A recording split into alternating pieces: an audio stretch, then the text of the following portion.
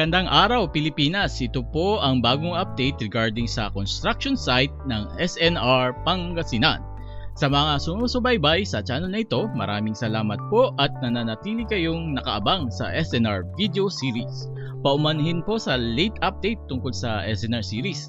Lately, this April, medyo busy from Pistay Dayat at Bangus Festival events. Sa mga bagong tagapanood, maaari niyong panoorin ang maikling panimulang video na makikita sa kanang itaas na bahagi ng video na ito. Ito po ay maikling kwento kung saan matatagpuan ang SNR Pangasinan at konting kaalaman sa bayan na ito. Ngunit sa mga nais naman malaman ang lugar ng SNR Pangasinan, ang construction site ay matatagpuan sa bayan ng Calasiao, kung saan ito ay nasa gitnang bahagi ng lalawigan ng Pangasinan.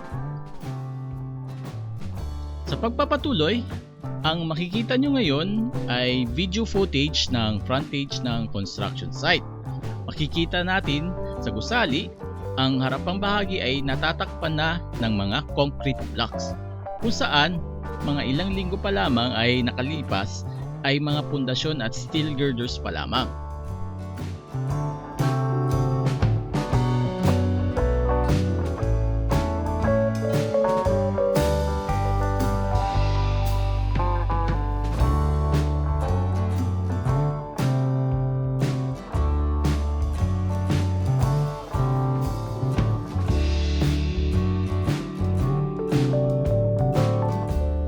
Sa dakong kanlurang bahagi naman, ang construction site ay di pa natatakpan ng mga concrete blocks at di pa nalalagyan ng bubong ang buong gusali.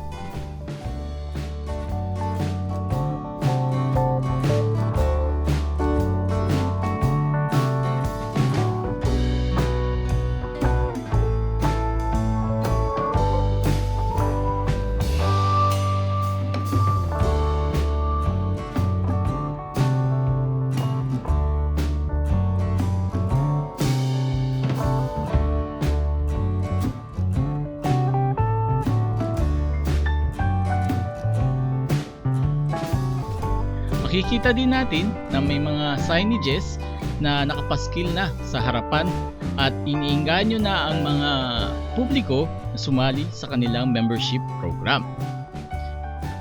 Yan po ang mga kasalukuyang pababago sa construction site ng SNR Pangasinan. Sana nag-enjoy kayo at na-inform sa bagong update tungkol sa SNR Pangasinan. Maraming salamat po at sa susunod ulit!